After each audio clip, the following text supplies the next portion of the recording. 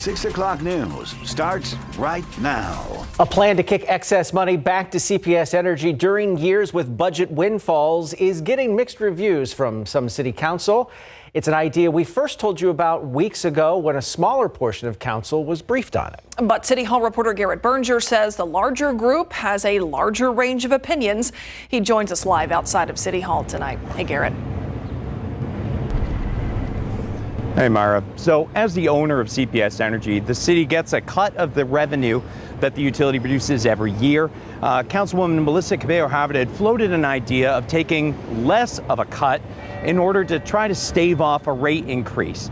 Now, city staff shelved that idea because they said, one, it wouldn't accomplish that goal, but it would blow a hole in the city budget. Instead, they worked with her on an alternative plan, which council members had mixed reviews on today. Now that plan boils down to this. It has to do with what the city will do in years when they get a lot more revenue from CPS Energy than they expected, which is what happened the past 2 years. The proposal is this.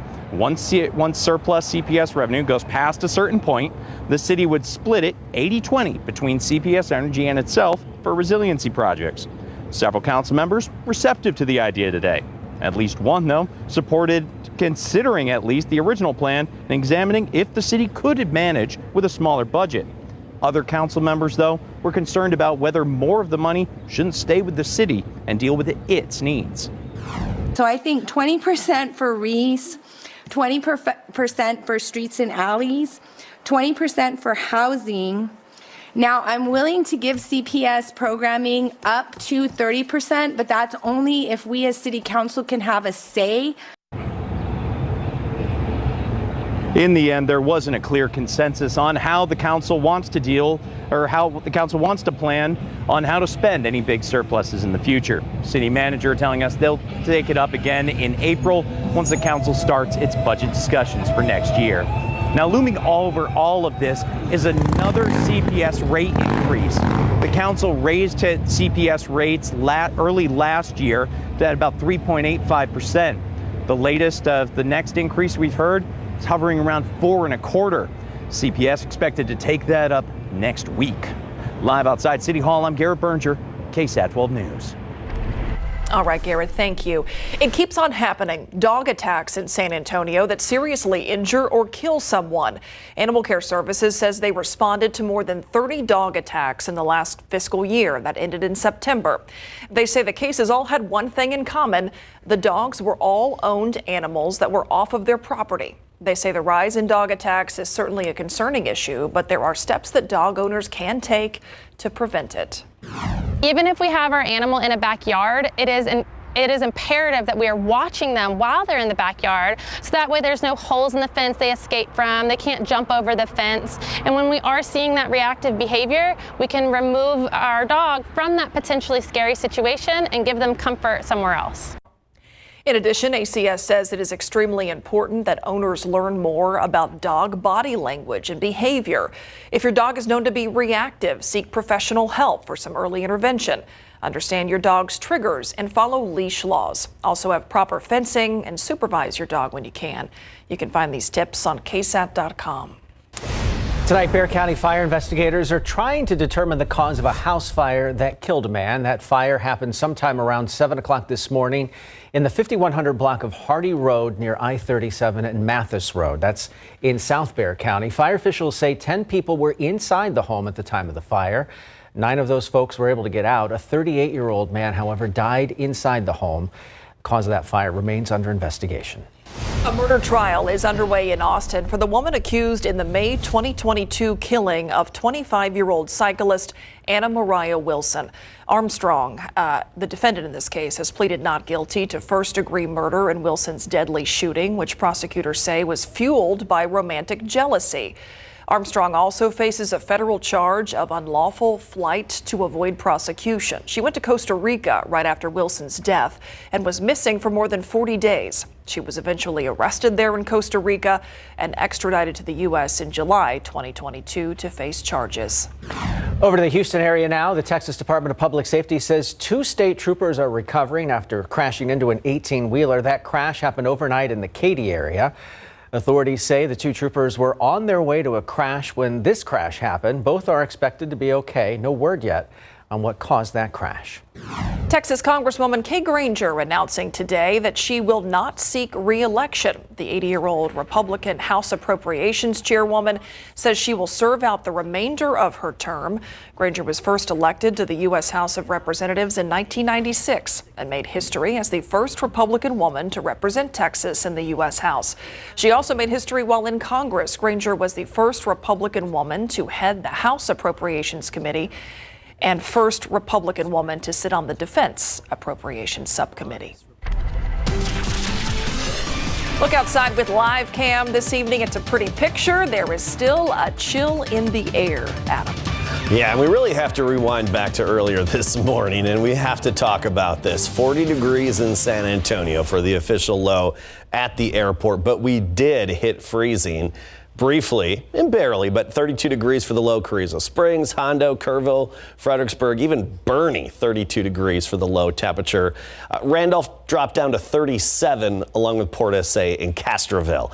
And by this afternoon, we boosted into the 60s, which is still well below our average high of 77. And actually, you see that average high temperature. It's not going to be long until we're back above it. The record today, 88. The record low is 31. We were far from those. As we go through the evening hours, temperatures falling off pretty quickly. Clear sky, calm wind, good radiational cooling. So 48 by 10 o'clock, 45 at midnight. In a few minutes, we'll talk about how cold it's going to get and where for tomorrow morning, and then the warming trend, when it hits and how warm it's going to get, coming right up. Thank you, Adam. Let's check in on your evening commute here on this Wednesday. Taking a look at I-35 at Judson. Looks like people's drive home a little longer than usual tonight. Got some flashing lights over there as they're working on something on the shoulder. So give them a little extra time tonight. A national day of prayer for foster children. November 12th is called Stand Sunday, where church congregations learn about the foster care crisis and find out ways to help. Courtney Friedman met a local pastor who was a foster child herself once, and she says showing foster kids love can entirely change their futures. By the time I was 12 years old, I became a ward of the state. There were 7 of us. I have 6 brothers and myself. Pastor Rebecca McKay from Christian Family Church knows firsthand the high price kids pay for their safety. We were now protected from our father, but we lost all that was left of our family. She promised she would never forget where she came from, and as a pastor has come full circle. She's part of the Christ Coalition offering foster care support. To really work with so many churches that provide counseling, provide housing, provide just all types of interventions. On top of that, on November 12th, she'll lead the congregation in observing the National Stand Sunday focused on foster children. So come Stand Sunday on November 12th, McKay will be up here praying and educating her congregation on the many ways to help. Of course, that includes adopting and fostering kids, but it also means wrapping around with resources for the families who have already taken kids in. Providing babysitting, providing transportation to doctor's appointment, helping with extracurricular activities. Nevada King is the director of faith-based initiatives at SJRC Texas, a foster care organization overseeing 27 counties, including Bear. There are more children in care than there are homes, causing the current foster care crisis, especially for teens and sibling groups. The children that have suffered the most trauma, that causes them to have a higher level of care, and so it's harder to place them, and that's how they end up out of state. I just really want to communicate the passion in the heart of the child whose heart cries are never heard because they just want someone to love them. McKay knows congregations region-wide can truly show that life-changing love. Courtney Friedman, KSAT 12 News. If you would like to participate, head to standsunday.com. There is a virtual SJRC event this Saturday where the public can learn more about fostering kids. To register, head to their website or find this story on KSAT.com. It is a problem around the country and right around our city. Kids who don't have beds. Today, people worked bright and early to make that happen, to change that. More than 150 volunteers built 350 beds for families in need. Those volunteers partnering with the group Sleep in Heavenly Peace, working to provide beds for kids in time for the holidays. Beds should not be a luxury. You know, it's a necessity for these kids and their development. And we're here to solve that problem We're here to use the community and have the community involved so they can help the kids in their own town. I couldn't imagine, but thank God there's community partners like Sleep in Heavenly Peace that help relieve that. I mean, I couldn't imagine my kids not being able to sleep in a bed. Looks like Lowe's providing some of those volunteers today. The organization will start delivering the beds November 11th. Then on December 9th, that organization celebrating delivering their 5,000th bed. Multiple organizations coming together to help raise money for the Muscular Dystrophy Association. It's the Fill the Boot campaign. The San Antonio Professional Firefighters Association, Local 624, and the San Antonio Fire Department are looking to raise money for the MDA through their Fill the Boot campaign. Today through Friday, firefighters will be out on the streets of San Antonio asking drivers and people out walking to donate by filling a boot with some cash. If you see any of our firefighters out there in intersections over the next couple of days out there with their boot, please give, because this helps all area families. Since the Fill the Boot campaign began in 1954, over $690 million has been raised nationwide to help families with children diagnosed with muscular dystrophy. Well, it was hot this weekend, so we understand if you missed Muertos Fest in person, but we've got you covered tonight right here on KSAT 12. We'll be airing our Dia de los Muertos special starting at 8 o'clock tonight, and we'll be showing you all the sights and sounds from Muertos Fest. You can watch it on air or any way you stream us. KSAT and our community partners want to remind you to roll up your sleeves and get your flu shot. There is one more chance for you to get a free vaccine courtesy of Bexar County and University Health. It is this Saturday, November 4th from 8 a.m. to noon. If you'd like to register for that event, go to ksatcommunity.com.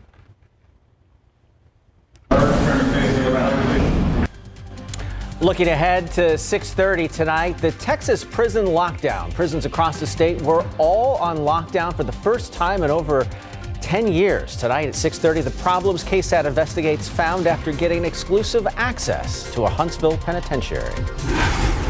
And coming up after the break, AI in emergency medicine, how artificial intelligence and virtual reality are improving the way first responders can save lives.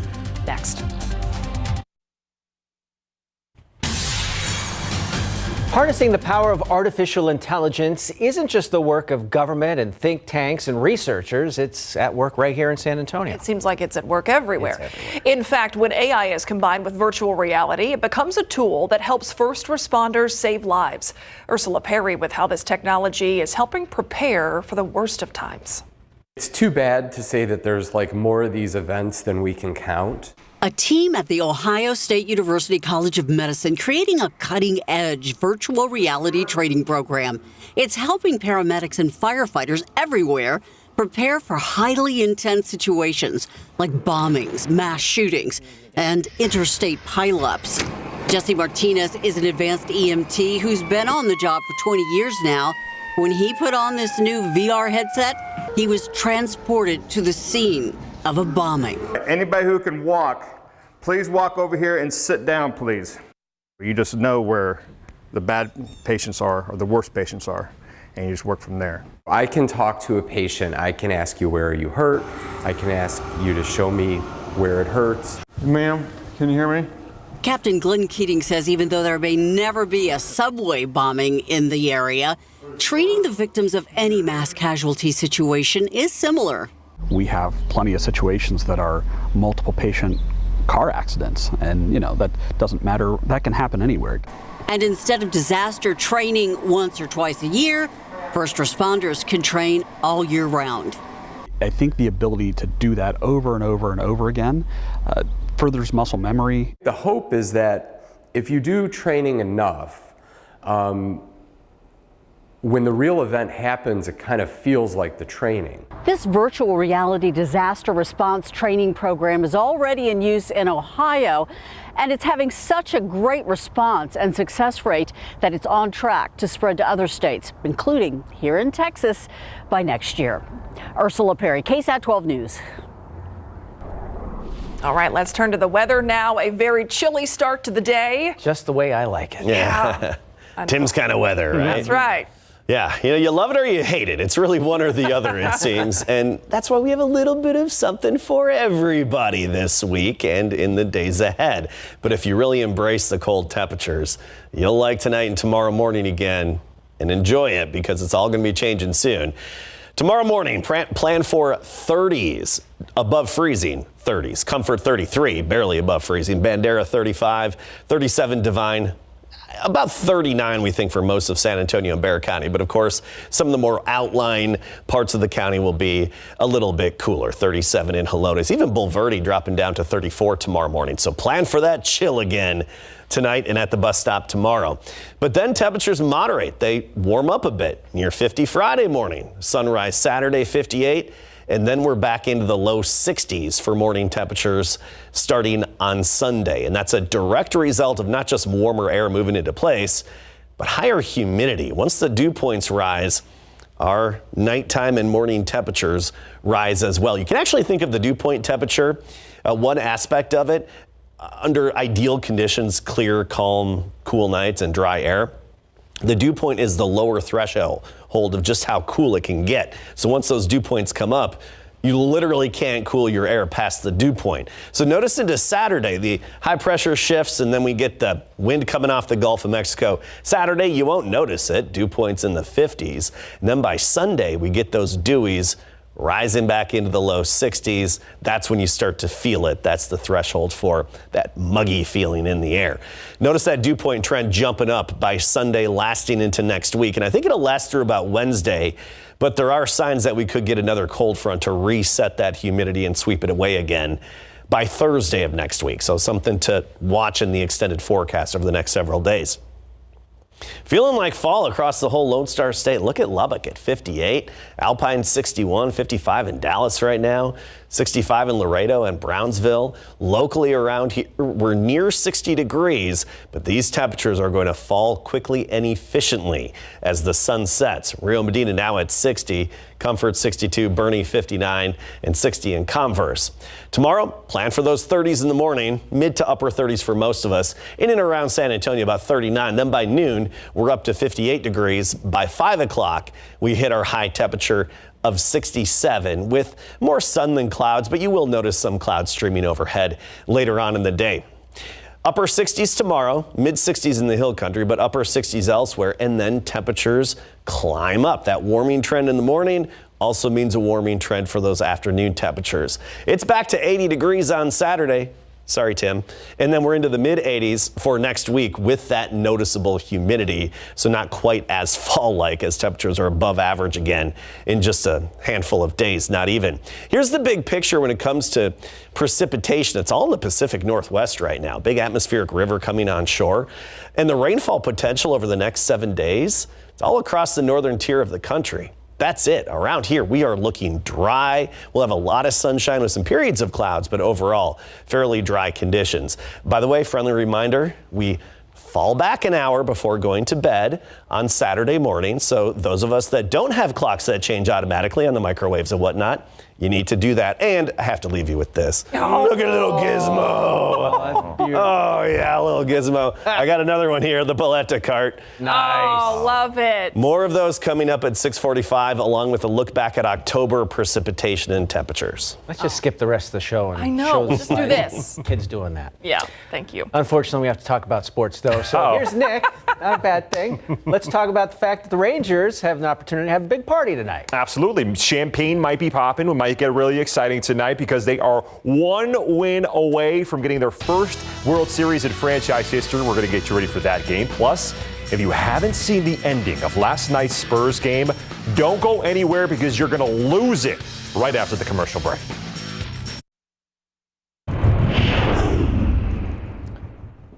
We are only about half an hour away from Game 5 of the World Series, and the Texas Rangers could win their first World Series in franchise history tonight. Yeah, that's goosebumps right there. If it's anything like last night's offensive explosion, the Rangers could be coming back to the Lone Star State as world champs. Although they'll need to find some rhythm against the Arizona Diamondbacks pitching staff, which has given up 21 runs in the last 4 games, thanks to last night's 11-7 win. As for whom the Rangers will be swinging against, let's take a look at the starting pitchers for tonight's game. The Rangers will be going up against Arizona's Zach Gallen, while putting their own ace, Nathan Uvalde, out there on the mound, who shared his thoughts on the importance of starting pitching. Starting pitching, it wins championships. If they're struggling in the rotation, they move to the bullpen. Now they become a long man. They can be efficient. I feel like when your arm's built up, 70, 80, 90 pitches, and you go to the bullpen, it's as if you're throwing a bullpen on that day. Now being able to take the ball every 2 or 3 days, it's exciting as a starting pitcher. I mean, I experienced it in the postseason. I loved it. I had times in my career where I was sent to the bullpen because I was struggling in the rotation, and it helped me out a lot. It gets you into that attack mode mentality. You're not trying to go out there and go deep. You're just going after each batter that you face. Well, first pitch for Game 5 tonight is at 7:03 p.m. Don't ask me why it's 03 and not just 7 p.m. because I have no idea. But we will keep you updated as this game goes final later this evening. Last night's San Antonio Spurs game against the Phoenix Suns was at first Halloween scary. But if you didn't see the ending, hold on tight. With 10 seconds left, Victor Wembanyama gets the putback slam to make it a 1-point game. Then the Spurs pressure the inbounds pass, and Keldon Johnson strips the ball out of Kevin Durant's hands and gets the game-winning bucket to fall. After the dramatic win, Coach Pop, how do you guys feel that you responded coming off a 30-point loss the game before? They responded great. After a 30-point loss, I couldn't be prouder of them. They just, as we always talk about, pounded the rock. They just kept playing through it no matter what. We made a gazillion mistakes, but it's a game of mistakes, and so does every team. But we just kept playing, and that's the best thing about the group. I was really proud of them. Football coverage brought to you by Davis Law Firm. Well, the Dallas Cowboys are midway through their weekly preparations for their rivalry showdown against the Philadelphia Eagles this upcoming Sunday. Both squads are coming off big wins. The Cowboys dominating the Los Angeles Rams in all facets of the game. The Eagles and the Cowboys split their regular season meetings last year, and with huge division games so important in this league, head coach Mike McCarthy shared how impactful a win over the Eagles would be. We need to go in there and win a division game because these division games are really like a game and a half in some ways. Then that's, your division games are always your most important game and they're always your hardest games. In every division I've ever been in the league, the AFC West, the NFC North, those are your toughest games, and this is going to be a tough game, and it's a tough game. We need to prepare to go win. And one final note, just before we came on air, legendary basketball coach and Hall of Famer Bobby Knight passed away at the age of 83 years old. We're going to have more information on his passing tonight on the Night Beat. Thank you, Nick. Yeah. Coming up next here on the News at 6, violence, drugs, and contraband at an all-time high in state prisons, according to the State Justice Department. The problems witnessed by KSAT investigates after going inside a prison while it was on lockdown. After the break.